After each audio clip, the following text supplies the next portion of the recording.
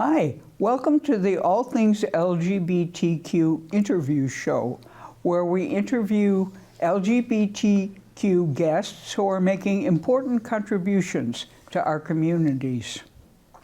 All Things LGBTQ is taped at Orca Media in Montpelier, Vermont, which we recognize as being unceded Indigenous land. Thanks for joining us and enjoy the show. Well, hello. Might you have 5 minutes that you aren't really doing anything? Have a story you'd like to share? If so, you might like to come to the Berry Social Club for the new LGBTQ plus story hour. Intrigued? Well, joining us this week are two of the culprits who were behind that LGBTQ story hour. So please welcome Linda. Hello, Linda. Hello, boyfriend. And BonBon. Hi, BonBon. Hi, Keith. How are you? I'm good. And I'm using that name because the last time you were introduced by another name, you said most people won't know who that is. Yep. I go by BonBon. So my understanding is that the two of you conspired to bring LGBTQ plus story hour into being. But as I have said about other events, Linda Quinlan, this might have been one of your I have an idea. Would you like to share a little bit more about that idea, what you were hoping to accomplish, and why it took 5 years to make it happen? Well, I was so busy doing other things, I think, and it was something I really, really wanted to do. And then somewhere along the line, I met, and sort of hung out a little with BonBon, and we had talked about doing events, different ones. Some of them didn't work out, and some of them, we were just talked about. And then when I felt like I had a good, competent buddy to, work on this with me, I thought, well, now might be the time to actually try to put this into the world. So that was, it was like, it just seemed to be the right time. It just seemed to be the right person. It just seemed to fall together more at that particular time. So and some of those other things you might have been up to could have been co-hosting All Things LGBTQ, helping to organize rallies at the State House. And I understand you may have had a book of poetry published for which you won the Wicked Woman Poetry Award. Yes. So that's true. And, but the timing just seemed right. So here we are. So, BonBon, my understanding is that you might have something to do with Rainbow Bridge Community Center, which is one of the other sponsors of LGBTQ Story Hour. Would you like to share a little bit about who the Rainbow Bridge Community Center is, the types of things you do, and what made you decide that you were willing to listen to one of Linda Quinlan's ideas? Well, I'm going to answer that last one first. Linda's awesome, and when Linda talks, I listen. I enjoy listening to Linda, and I feel like she's always got good ideas. And so yeah, let's do that. Plus, I went out to lunch, so that was nice too. But yes, I am the volunteer wrangler for the Rainbow Bridge Community Center. I help. There are a number of events that we host. We are a 2S LGBTQ plus community center the goal of creating community for the queer folks of Central Vermont. We're not just in Barre, but we're trying to spread ourselves around Central Vermont. And we have a number of events and things that we put together that the idea is people have something to do and they get to be in a room together. So we're helping to break down isolation and create a sense of knowing people in the area who maybe you can draw on later. So we've got people who have come to, say, our tabletop role-playing group who have then house sat for each other. And so the relationships that we're building make us stronger, make us more resilient, make us able to weather all of these things. And so when Linda came and said, I think our stories need to be told now. And I'm like, you're right, we do, because we need to hear these stories, because it's hard to see what you can be doing if you don't know something exists. And how we learn that things exist is we tell stories to each other. I would really hope that we could get some of the younger folks in the area to come to hear these stories, because we've got a number of older folks who are, not 20, who are telling their stories. And we do have, I think we've got some people in their 20s who are going to tell their stories this next time around too. It's all, it just seemed like a good idea. And since you're the volunteer coordinator, recruiter, I notice on your website, and we'll put up the website so people can go in and look for themselves, that you're actively looking for volunteers right now. Yes, we're looking for people who have, especially people who have things they would like to see us doing. So a lot of us are kind of nerds, and so a lot of the activities we come up with are nerdly things to do, like board games or tabletop role playing, or I'm sorry, that kind of thing. And so we don't always think of the things that other people who aren't like us might want to do. So if people have ideas of programs they'd like us to do, we want to hear about it. If you'd be willing to host it, we'd be willing to make sure the word gets out, and that we can try and find other like-minded people who want to do that thing with you, so that we're getting people together and they're doing things that they want to be doing together. Because not everybody likes to play board games together. That's not their cup. So we're trying to break that down and get people communicating. That's what we're doing. So that's what the volunteer appeal that we're doing are for people who want to do that kind of thing, or for people who can help us set up and tear down for events, or who might be willing to help hold space in the center during, so like our Liberation Library hours are every Saturday from noon to 2. And if we can have a couple people there, that's good. And so that's the kind of things we're looking for. All right. Okay, so Linda, what made you think that there was a community ready to tell stories, and more importantly, a community that needed to hear stories? Well, I thought, there have been a couple of fairly successful moth type storytellers and story groups that have been working for years now. And I thought, and I've read in a few, I've told stories in a few of them. And, I thought our stories don't get out there enough. And in our own community. And I think after there's kind of like a loneliness that people are feeling right now. And that, we were in the house for so long, and young people have been really affected by COVID, spending, those 2 years in the house. And then we have a lot of rural LGBTQ people. And all these stories are important. And I thought by doing this and having it filmed by Orca and then put on their show and YouTube, that, the stories would resonate with people, and they would either want to come out and tell their own stories or listen to stories by LGBTQ people.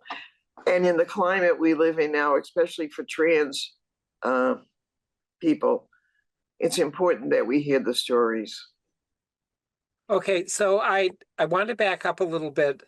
Moth format, that means you've got 5 minutes, no notes, is essentially extemporaneous, just is there usually a theme, Mm. or would that be something I would decide for myself? That would be something you would decide for yourself. I thought about doing themes, but then I thought, it is hard enough sometimes to get people to come on and tell a story, any story. And I thought themes might be more restrictive and harder to get people feeling comfortable with coming forward and telling their story. So no theme. But if I wanted, you could give me some inspiration. It's like, well, I really don't have anything to say. It's like your response would be what? Oh, come on. Okay, so you've already had one event that happened at the Berry Social Club. Mm-hmm. How did you happen to decide on the Berry Social Club? Well, it was really an interesting story because I thought about doing it at uh, the restaurant in Barry, Foxy's? Foxy's, and in talking to them, and this was before I even knew they were thinking about closing. Maybe they weren't thinking about closing at the time, but then I thought, well, it would be too noisy. I mean, people clanging plates and ordering food, and it would be just not a good environment for that kind of thing. So actually, they suggested that I talk to the Barry Social Club, and that they would probably be very receptive to doing this, and that it'd be a perfect space. So it was really their intervention that brought me there. And the social club is right on Main Street, and the storytelling is in the bar section, which is in the back of the building, correct? Correct. And it's a beautiful space. It's like a cabaret. All right. Yeah. Okay, so BonBon, Linda, who I understand was the MC for the first event in this cabaret. So how did it go? Oh, you're asking me. Yeah, Yes. I thought it was wonderful. I love the stories that were told. I've never seen this format before. Um, and I just really enjoyed it. And I was really looking forward to what we might hear coming down the pike. And so I'm very excited about it. It was and Linda did a great job moving from person to person and keeping the time and all of that. It just was very smooth. I liked it a great deal. So it is 5 minutes, and I understand there's a timekeeper. That was Yes. Anne and Charles. All Yeah. right. And is there a limit on how many people will be speaking at each event, or are you just looking at whoever shows up and whoever wants to share a story? You go ahead, Linda. I think probably like 5 to 7 people tops. Um, I think people lose attention after a certain amount of time, um, and that's why 5 minutes is really a good. It's like a perfect spot to tell a story, have people listen, take a small break, and have somebody else come. It and our attention spans are getting shorter and shorter, as we all know from the internet. But I think that kind of timing, and I think to absorb any more than maybe 7 5-minute stories would be enough for an audience. So that was my feeling about it. And the intent is that this would become a monthly event? Yes. Okay. The next one is January 13th. And is there any expectation that the storytelling might be combined with another event? Or are you looking at this remaining a standalone event? A standalone event. Okay. D- any any restrictions on what people might share for stories? We might like to have some BonBon, but I think, Yeah, we haven't really talked about that. I think, but no, really, you can't, the audience will respond however they respond. It's a person's story, it's their life. I may not like it. I may not even like some views, but I don't think that's I don't think that's what needs to be stressed. I think um, you have to be a member of the LGBT community. And not to say there aren't some people who might make some statements that aren't politically correct or aren't sensitive, but um, you know, the chips fall where they may. The person will either pay the price themselves. I would never interrupt anybody. So that's sort of where I stand on that issue. Do you have Okay. No, go ahead, BonBon. Do you have a yeah, different no, impression? I agree. My only concern is, some people don't react well to trauma dumps, and I would hope that we wouldn't have a 5-minute trauma dump. But other than that, obviously you can't predict that, and we're not going to, I can't, it doesn't seem right to try and censor that because it is still somebody's lived experience. And so people need to be aware that there may be some stories that are told that may be uncomfortable, and maybe we can sit with that discomfort for a change. All right. Okay, now it's in the bar section of the Berry Social Club. Does that make it a 21 and over entry? Because as I recall, you would be able to order something from the bar while you were there listening to the stories. I don't think so. I think, Okay. you can go in, you just, the guy who, Alan, who owns the place, said that, you just don't serve alcohol, but it's, younger people can be in that space. Okay. So their bar is not open during the storytelling time itself? It is, but, most the well, it is before and after, let's say, because Okay. during the story hour, you don't want any disruptions with glasses and ice and all that kind of stuff. So you can get a drink, Coke or bourbon. Now you can get Coke or bourbon after, but not during the show.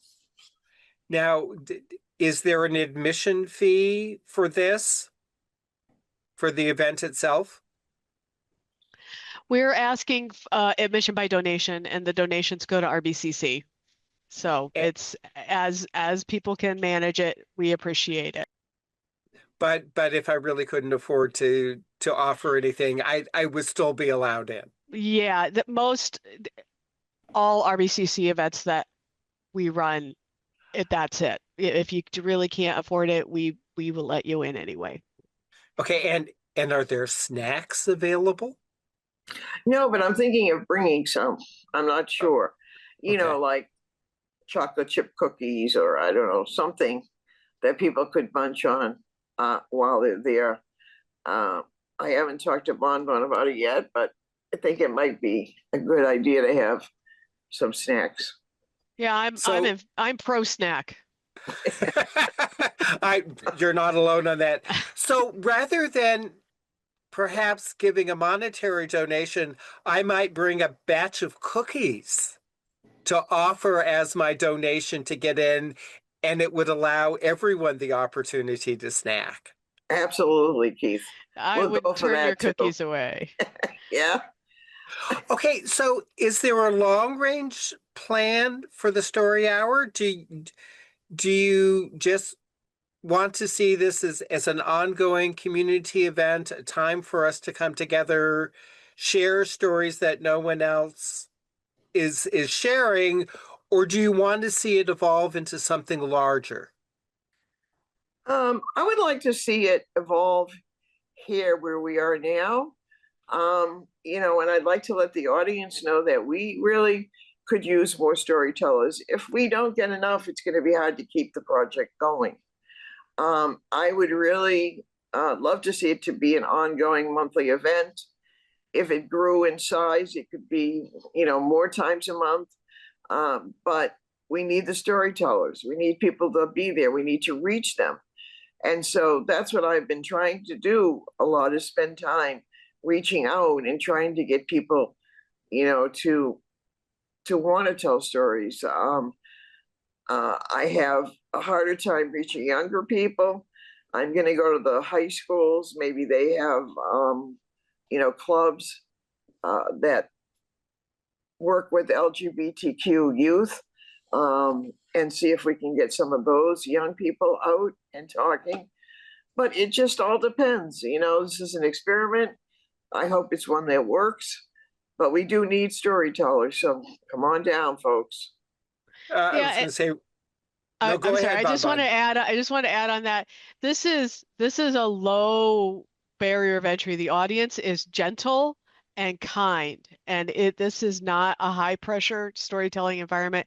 This is a chance to get your toes wet and to share something and to be part of something. So it's very, very low stress environment. That's all I wanted to say. Well, Yeah. and what I was going to add is that looking at the schools that have GSAs and reaching out to them saying, okay, here is this opportunity. Are there stories to share with us, stories to go in the other direction? Please come and, learn a little more about our communities. But as talking about things expanding and growing, BonBon, I heard a rumor that you might be plotting a cabaret event in the near future.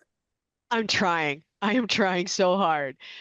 For the date we've picked is January 31st, but I still don't have a venue. I'm trying to have it at the Plainfield Opera House. I had been shooting for the Hay Barn, but the Hay Barn is a little out of our price range. But hopefully the Plainfield Opera House will get back to me soon. But yes, so January 31st, we want to have a cabaret. It is a variety show performance. The theme is fire and passion and the flames that are burning all around us as we rise from the ashes. And we're calling it the Rising Phoenix Cabaret. Great idea. Yeah, and so I have 7 acts that are nine performers. I have a belly dance duo. I have Mhm. some drag kings and queens. Actually, they may all be drag kings. I think I have all drag kings on for this show. I have a couple of singers, and I have one performer that I'm not sure what he's going to do because he runs the gamut, and I'm not sure what he's going to pick. He may do puppets, he may do a song. I'm not really sure. I'm looking for comedians and storytellers. All the comedians I've gotten in contact with are busy that night because there's a comedy show in Burlington that night. Yeah. So. So yeah, if you know anybody, but yeah, so what we're doing is this is to get us out and about and get visibility in central Vermont. So we're trying to get kind of outside of Barrie for this, which is why we're looking at Plainfield to get the word out because we're finding that a lot of people in the other towns they aren't as aware of us as I thought they were. As we have a lot of visibility in Barrie, but we don't have in Plainfield and Montpelier, although, bless Linda. Linda knows about us and tells people. So that's awesome. But yeah, so we're trying to arrange for that. We're trying to, make some of our programs mobile so that we're going around with other things. And so that's our goal. And that will have an admission fee, but also, again, if you can't afford it, we're not going to turn you away. Okay. I was just thinking, I went to a cabaret once and it was at Positive Pie, Mm. and they have a stage. So I don't know if that would be a possibility or not. Okay, you mean Positive Pie in Montpelier, Yes. because there's a Yeah, Positive Pie in Plainfield as well, Yeah. and in Hardwick. Yeah. yeah. This is the one in Montpelier. It does have a stage, and I've seen performers there before. So I don't know. Okay, so if people are interested in the cabaret, they should contact you directly, BonBon, and we'll put your email address up Yes. on the screen. Yes. And Linda, if I might have a story to tell, Yes. you also have an email address that we'll put up on the screen so Yeah. that so I can tease you with a story. Yes. Yes. So yeah, please respond to that. Yeah. All right. So thank you to both of you. I look forward to seeing you on January 13th, 6 o'clock at the Berry Social Club and hearing what saucy little ditty you've got to share with me. Thank you, Keith, for seeing us. Thank you so much.